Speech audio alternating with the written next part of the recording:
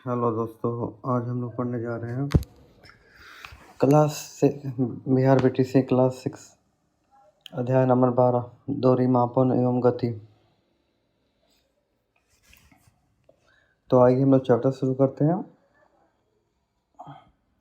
आपने खेलते हुए कई बार दूरी नापी होगी। बताइए, कबड्डी के मैदान के एक छोर से दूसरे छोर की दूरी कैसे नापते हैं?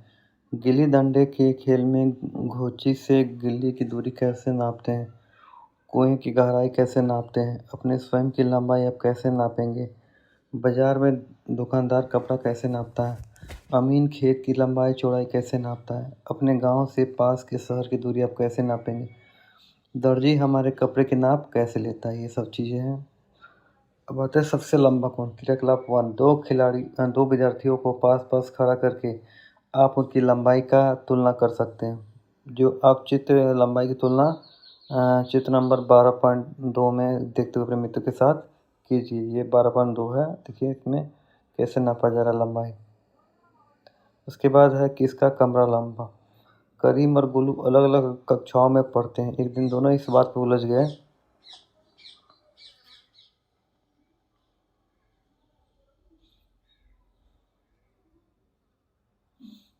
उन्होंने सोचा कि क्यों ना अतुल समान ढंग से चलते हुए पहले पता करे कि मतलब कि कमरे की जो लंबाई है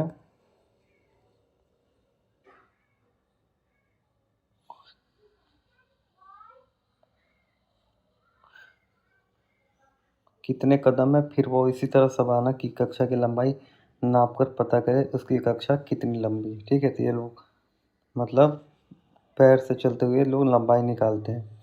तो अतुल के कदमों से जो करीम की कक्षा थी वो 23 कदम थी और शबाना की कक्षा थी वो 20 कदम थी। तो इस तरह उन लोगों ने चलकर लंबाई पता की नाप कर। बताया किसकी कक्षा लंबी है। दोनों दोस्तों ने कक्षाओं की लंबाई की तुलना कैसे की। जब दो वस्तुएं पास पास नहीं लाई जा सकती तब हम उनकी लंबाई की तुलना एक तीसरी वस्तु या पैमाने की सहायता से करते हैं। हम यह देखते हैं कि दोनों वस्तुएं इस तीसरी वस्तु की कितनी इकाई में है। इस प्रयोग में हम तीसरी वस्तु पैमाना अतुल का कदम था। कदम की जगह गोलू और करीम किसी और तरीके या वस्तु का उपयोग भी कर सकते थे, जैसे अपना बीता, हाथ, रस्सी का टुकड़ा, डंडा, पैमाना इत्यादि। तो चलिए, पैमाने की कहानी बहुत ही लंबी है, कई 100 साल पुरानी। तब सभी लोग जो होते थे ना अपने बीते कदम और पंजे से ही लंबाई नापते थे। इसमें कहानी देख लीजिए।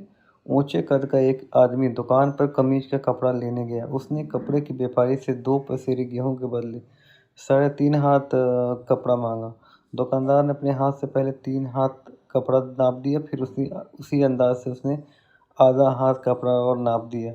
उस लंबे आदमी को लगा दुकानदार ने नापने में बेईमानी की। जब उसने अपने हाथ से नापा तो कपड़ा 3 हाथ से भी कम निकला। दुकानदार और ग्राहक के बीच भरे बाजार में झगड़ा हो गया। किसके हाथ से कपड़ा नापा जाए, आधा या चौथाई हाथ कपड़ा कैसे नापा जाए। तो दुनिया के कोने कोने में आए दिन इस बात पर झगड़े होते रहते थे। कहीं खेत की लंबाई को लेकर, कभी रस्सी को लंबाई को लेकर, कभी किसी और नाप को लेकर।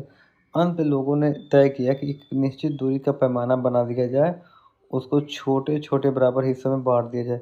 सभी लोग वह लंबाई और दूरी इसी पैमाने से नापे। इसी पैमाने के बराबर लंबाई के ही लकड़ी या धातु के और पैमाने बना दिए गए। अब आते हैं, उन्होंने लकड़ी या धातु के ही पैमाने क्यों बनाए, कपड़े या रबड़ का क्यों नहीं, आपस में चर्चा करके बताइए।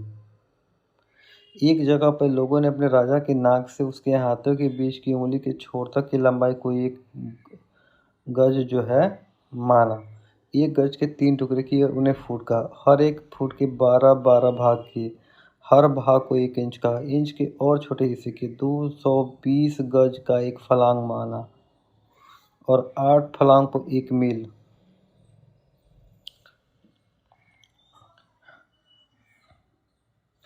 दुनिया के अन्य देशों ने भी अलग अलग पैमाने तय किए। इससे लोगों को सहूलियत हुई। बस एक दिक्कत बाकी रह गई। कई देशों का पैमाना दूसरे देशों के पैमाने से भिन्न होता था। इससे देशों के बीच व्यापार में काफ़ी असुविधा होती थी। झगड़े की आशंका हमेशा बनी रहती थी। अंत में यह तय किया गया कि फ्रांस नामक देश में रखी विशेष धातु की छड़ की लंबाई को 1 मीटर माना गया। 1 मीटर के 100 बराबर हिस्से किए गए, उन्हें सेंटीमीटर कहा गया। हर एक सेंटीमीटर को 10 बराबर भागों में बांटा गया, उसे मिलीमीटर कहा गया। वैसे तो अभी भी अलग अलग जगहों पर नापने की अलग अलग इकाइयाँ प्रचलित है, पर मीटर को अंतर्राष्ट्रीय इकाई कहा जाता है, यानी एसआई कहा जाता है। अब आते हैं कि आपका पैमाना क्या हुआ।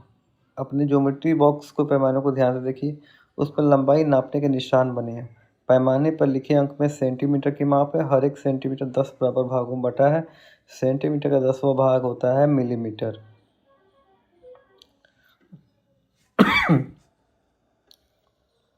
क्रियाकलाप 2 में दिया हुआ है कि आप क्या कर सकते हैं।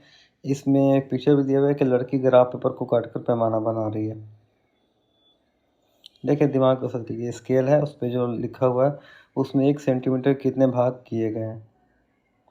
इसके एक छोटे भाग को क्या कहते हैं। आपके द्वारा बनाए गए पैमाने में हर छोटा भाग कितने मिलीमीटर के बराबर है। इससे कम कितनी लंबाई माप सकते हैं। किसी पैमाने से कम मापी जा सकने वाली दूरी को उस पैमाने की अधिकतम माप कहते हैं। किसी पैमाने का इस्तेमाल करने से पहले उसकी अधिकतम माप जरूर पता करनी चाहिए। 1 मीटर कितना बड़ा है। 1 मीटर के पैमाने के छड़ या फीता को देखिए। 1 मीटर में कितने सेंटीमीटर है। 1 सेंटीमीटर में कितने मिलीमीटर है। 1 मीटर में कितना मिलीमीटर होगा। ज्ञात कीजिए क्या आपकी लंबाई 1 मीटर से अधिक है। 1 किलोमीटर कितना बड़ा होता है। किलो का मतलब होता है 1000, जैसे 1 किलोग्राम का मतलब है 1000 ग्राम। इसी तरह 1 किलोमीटर का मतलब है 1000 मीटर। उसी तरह लिखा हुआ 1 इंच बराबर 2.54 सेंटीमीटर। 1 गज बराबर 3 फीट। 3 फीट बराबर 1 गज। और 12 इंच बराबर 1 फुट। 3 फीट बराबर 1 गज और 1 फुट बराबर 12 इंच। पैमाना से मापने का सही तरीका। जिस चीज़ की लंबाई मापनी उसके साथ पैमानों को समानांतर रखिए। फिर वस्तु के दोनों छोरों के बीच कितने सेंटीमीटर, ये पैमाने से गिन लीजिए। ठीक है। इसमें दिया हुआ चित्र 12.7 में कि 15 सेंटीमीटर स्केल पर माचिस की तीली की लंबाई जो है ना वो 3.7 सेंटीमीटर।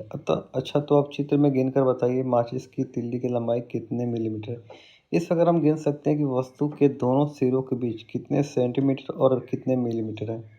चित्र में माचिस की तीली की लंबाई 3 सेंटीमीटर 0.7 मिलीमीटर है। आईपीएल की लंबाई मापकर सेंटीमीटर की इकाई लिखी। किसी भी लंबाई के साथ उसका इकाई लिखना ना भूलिए। यदि आप इकाई नहीं लिखोगे तो पढ़ने वालों को कैसे पता चलेगा दूरी सेंटीमीटर है, मिलीमीटर में और अन्य इकाई में। हर बार खाना गिनने के बजाय इसका एक सरल तरीका है। चित्र 12.8 में पेंसिल का एक छोर 4.0 सेंटीमीटर के निशान पर, दूसरा छोर जो होता है 9 सेंटीमीटर 8 के निशान पे होता है।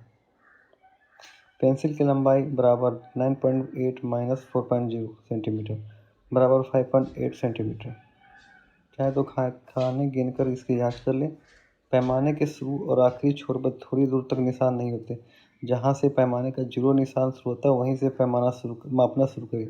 यदि आपका पैमाना टूटा या किसी और कारण से उस पर जीरो का निशान नहीं है तो भी आप पैमाने का इस्तेमाल कर सकते हैं। इसका तरीका वही है जो आपने अभी पेंसिल की लंबाई निकालने के लिए किया है।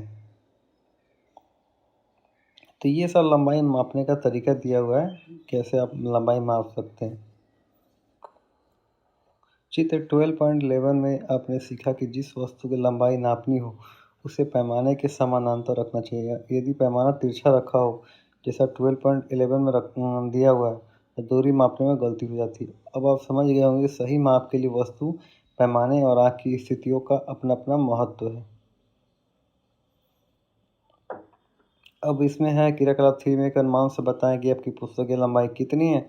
तो एक अनुमान से निकालिए और एक नाप कर निकालिए। इससे पता चलेगा कि आपका कैसा अनुमान ठीक बैठता है या नहीं। तो ये सब दिया हुआ है कि हम किसी वक्र रेखा की लंबाई सीधे मीटर पैमाने का उपयोग करके नहीं माप सकते। वक्र रेखा की लंबाई मापने के लिए हम धागे का इस्तेमाल करते हैं। अब इसमें है क्रियाकलाप 4 में क्या करना है। वक्र रेखा की लंबाई मापने के लिए किसी धागे का उपयोग कीजिए। धागे को एक सिरे पर गांठ बांधिए।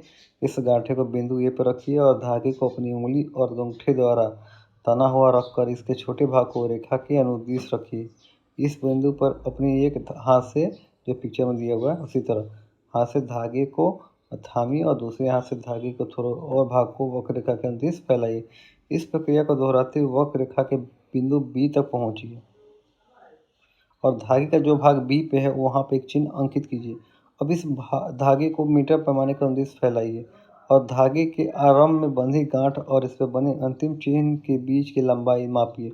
यह माप वक्र रेखा बी की लंबाई है। यह सुनिश्चित करने के लिए हम दूरी और लंबाइयों का सही माप ले रहे बहुत सी सावधानियां बरतनी पड़ती है। मापने के लिए कुछ मानक युक्तियों तथा मानक परिणामों को व्यक्त करने के लिए हमें कुछ मानक इकाइयों की आवश्यकता होती है। अब ये हमारे पास चारों ओर जो गतिशील वस्तु है इसमें देख लीजिए विराम वस्तु कौन होता है, गतिशील वस्तु कौन होता है, ये तालिका में बनाना है, आपको बताना है कौन विराम अवस्था में, कौन गतिशील अवस्था में।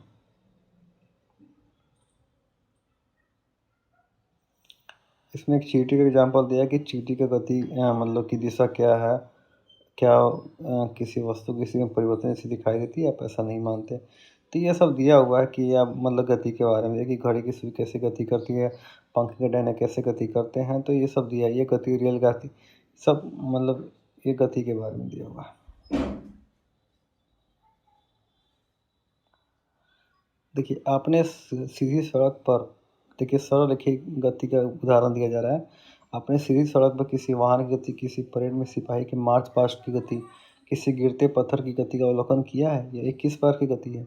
100 मीटर दौड़ प्रतियोगिता में धावक भी सरल रेखा के अनुदिश दौड़ते हैं। क्या आप अपने चारों ओर देखकर इस प्रकार के और उदाहरण सोच सकते हैं? ये सभी उदाहरण में हम देखते हैं कि वस्तुएं सरल रेखा के अनुदिश गति कर रही है। इस प्रकार की गति को सरल रेखीय गति कहते हैं। उसके बाद देखिए एक छोटा पत्थर लीजिए, उसको एक धागे से बांधिए और अपने हाथ से तेजी से घुमाइए। पत्थर गति को ध्यान से देखिए। हम देखते हैं कि पत्थर वृत्तीय पथ पे गति कर रहा है। इस गति के दौरान पत्थर की आपके हाथ से दूरी समान होती है। इस प्रकार गति को वर्तुल गति या घूर्णन गति कहते हैं। बिजली के पंखे या किसी घड़ी के सेकंड की सुई की गति भी वर्तुल गति के उदाहरण है।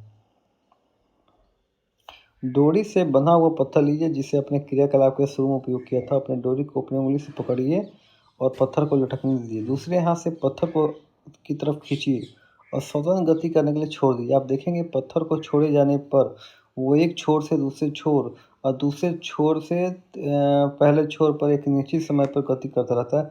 इस प्रकार की गति को आवर्त गति कहते हैं। पत्थर का इधर से उधर डोलने की क्रिया को दोलन करना भी कहते हैं।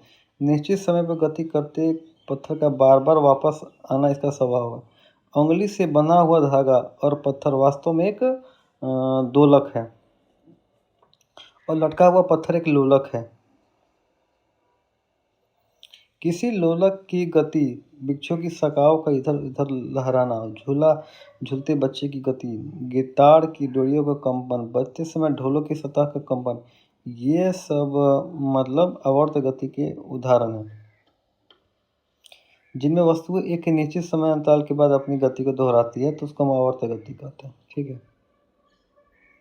अब आते हैं क्या आपने क्रियाकलाप पिक्चर में देख लीजिए कैसे रिपीट हो रही है। रिपीट क्रियाकलाप 5 एक भाग के रूप में सिलाई की मशीन का अवलोकन किया। ये आपने ध्यान दिया होगा कि सिलाई मशीन एक जगह पर स्थिर रहती है जबकि उसका पहिया घूमता रहता है कि इसमें एक सुई रहती है। जब तक पहिया घूमता है तब तक निरंतर ऊपर नीचे गति करती रहती है। क्या ऐसा नहीं है कि जहाँ सुई आवर्त से गति कर रही है परंतु सिलाई मशीन का पहिया अपने वक्ष पे घूमता है? इस गति को घूर्णन गति कहते हैं। बॉल को एक जगह रखकर घुमाया होगा उसमें बॉल भी घूर्णन गति करती है। हमारी पृथ्वी भी अपने अक्ष पर घूमती है, ये भी एक घूर्णन गति कहलाती है। तो इस तरह हम लोगों ने देखा कि क्या हो रहा है। क्या आपने फर्श पर लुढ़कती किसी गेंद की गति का ध्यानपूर्वक अवलोकन किया है? यहाँ गेंद फर्श पर लुढ़कती और घूर्णन करती हुई आगे बढ़ती है। इस प्रकार की गति जो होती है ना, इस प्रकार गेंद सरल रेखीय गति के साथ मतलब घूर्णन करती है। क्या आप ऐसे उदाहरण बता सकते हैं जिनमें वस्तु गति विभिन्न प्रकार की गतियों का संयोजन होती है? ऐसे उदाहरण बताना आपको। 30 अध्याय के अंतर्गत हमने बहुत से मापन क्रियाकलाप किए हैं। कुछ प्रकारों की गतियों के विषय में हम लोगों ने चर्चा की। हमने देखा कि समय के साथ स्थिति में परिवर्तन को गति कहते हैं। समय के साथ स्थिति में परिवर्तन को हम लोग गति कहते हैं। स्थिति में हुए इस परिवर्तन को हम दूरी मापन द्वारा ज्ञात कर सकते हैं। इससे हमें जानकारी मिलती है कि कोई वस्तु कितनी धीमी अथवा तीव्र गति से गति कर रही है।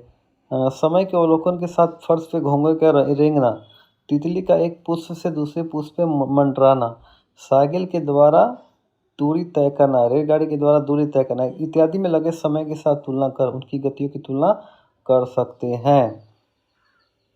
अब बात इसमें कि एक निश्चित समय में एक वस्तु जितनी दूरी तय करती है उसे हम उस वस्तु का चाल कहते हैं। उस वस्तु का क्या कहते हैं? चाल।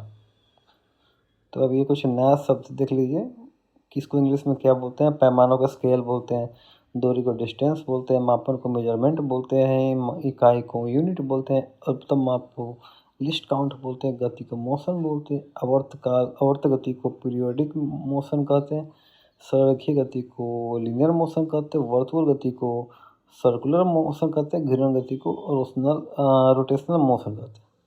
तो इस चैप्टर में क्या क्या सीखा कि SI इकाइयों में लंबाई के मात्रा